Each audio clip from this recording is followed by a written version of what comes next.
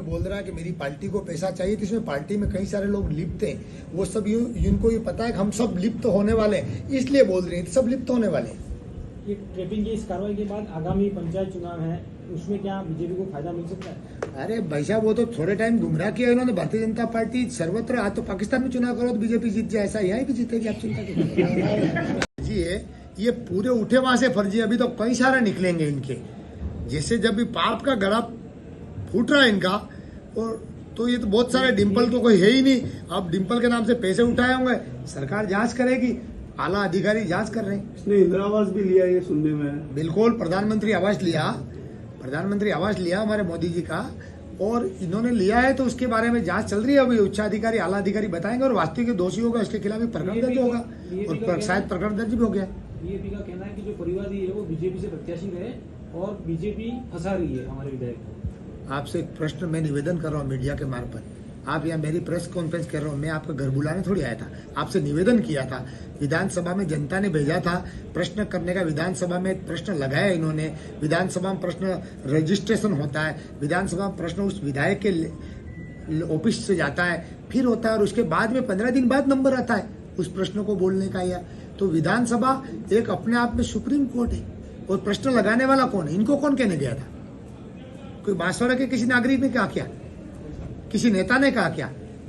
पैसों की लालसा तो इनके लगी, झूठ बोल रहे हैं। तो जनता तक नहीं पहुंचाने में हमारी एक आपसे निवेदन है भैया जाओ, कि हमने प्रयास किया, पर इन्होंने जिस प्रकार गुमराह किया युवाओं को, इन्होंने युवाओं को एक मुंगेरी लाल के हसीन सपने जो बता कहते हैं ना, ऐसा ही जनता को कहा कि हम 5वीं अनुसूची लागू कर देंगे। 5वीं अनुसूची तो भैरव सिंह जी शेखावत साहब ने हमारे जनजाति भाइयों को हर सारे अध्यक्ष पद दिए, जबकि वो राजपूत थे। तो इसे गुमराह किया, और कुछ आंशिक मोड में गुमराह हो गए।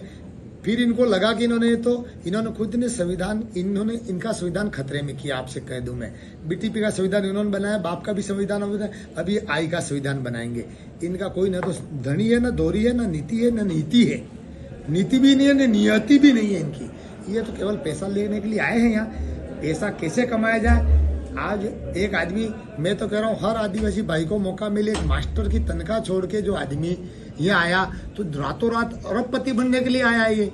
नहीं तो आज गवर्नमेंट छोड़ के क्यों आवे नौकरी साहब कोई व्यक्ति? इसलिए इनके बारे में डिम्पल कि इस एरिया को, जो मामा बालेश्वर दयाल की भूमि, जो गुरु गोविंद सिंह की भूमि, जो पवित्र धरा, जो मानगढ़ धाम की भूमि, जो माँ त्रिपुरा की भूमि को, हमारी यहाँ की भूमि को, हमारे यहाँ की जनता को जयपुर में जा करके, यहाँ से फर्जी तरीके से लोगों को बरगला करके, हमारे युवाओं को भटका करके, हमारे युवाओं को गलत तरीके से भ्रांति फैलाई, हमारे युवाओं को बेरोजगार किया इन्होंने। हमारे युवाओं को, आधे से अधिक युवाओं को ये बताया कि हम ऐसा कर देंगे, हम वैसा कर देंगे। इनसे कुछ होना जाना कुछ भी नहीं है। और यहाँ इन्होंने कहा कि संविधान खतरे में, लोकसभा चुनाव में कहा था। इनका मैं प्रेस मार्फत आपसे निवेदन करना चाहता हूं। इन्होंने एक पार्टी बनाई थी बीटीपी, आपको ध्यान होगा, उसमें इन्होंने कहा था कि एक आदिवासी भाई को एक बार मौका मिलेगा। परंतु इनको पता था, ये राजकुमार जी को, इनको, कि हम दोबारा नहीं लड़ सकते।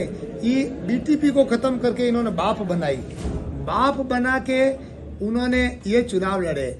युवाओं को इन्होंने, मैं तत्कालीन सरकार के अशोक गहलोत साहब के टाइम में वो सारथी थे, साथ में रहते थे। जब काकरी डुंगरी कांड हुआ, 1000 युवाओं के खिलाफ मुकदमा दर्ज हुआ, पर इन्होंने किसी युवाओं के लिए, किसी मुख्यमंत्री जी के पास जाके ये नहीं कहा कि इनका आज भी दर दर वो युवा भटक रहे हैं। इस प्रकार हमारे युवाओं को बरगला करके हमारे इस जिले को शर्मसार किया है। यहाँ ही नहीं, हमारा जिला पवित्र जिला है, हमारा जिला सर्वधर्म समभाव का जिला है, हमारा जिला धार्मिक जिला है। उसको वहां जाके, यहाँ से 650 किलोमीटर दूर जाके, किसी वहां पे भी हमारे ये कहते थे कि हम आदिवासी भाइयों का हित करते हैं। मैं प्रेस के मार्फत आपसे निवेदन करना चाहता हूँ, जिसके खिलाफ सवाल लगाया था वो भी एक आदिवासी भाई था, जब तुम आदिवासी भाई के खिलाफ वहां जाके सवाल लगा के और पैसे ले रहे हो, और छोटे मोटे तो ले नहीं रहे हो, 2.5 करोड़ की मांग कर रहे हो, और आज का अखबार आपके मीडिया के मार्फत ही और वीडियो ऑडियो में चल रहा है कि वो कह रहा है कि मुझे तो पार्टनर ही बना दो। जिस आदमी के पास जितनी क्षमता नहीं उससे बात करके हमारे एरिया को, हमारी जनता को गुमराह किया है और हमारा सबका नाम बदनाम किया है। इसके तो इस विचारधारा को लेकर हमारी भारतीय जनता पार्टी की कोर कमेटी सभी वरिष्ठ जनों ने निर्देशन में हम सब मिलके 14 तारीख से 18 तारीख तक प्रत्येक विधानसभा में राज्यपाल महोदय जी के नाम से और विधानसभा अध्यक्ष जी के नाम से ज्ञापन देंगे, इनको बर्खास्त किया जाए और ऐसी बेईमान करने वाले की पार्टी के खिलाफ भी बैन लगाया जाए। और इसीलिए आपको निवेदन किया था कि इनकी इतनी प्रक्रिया थी कि किसी को पता ही नहीं चला, और जो दुश्मन थे जो कहते थे कि कहाँ छिपेंगे, मोदी जी ने एक बार कहा था समय पर, समय आने पर समय अनुसार जवाब दिया जाएगा। इतना जोरदार समय तय किया कि सब सो रहे थे, तब उनको इनका हिसाब किताब किया। इसके लिए हमारे प्रेस मीडिया, भारतवासी, समस्त नागरिकों को बहुत बहुत शुभकामनाएं।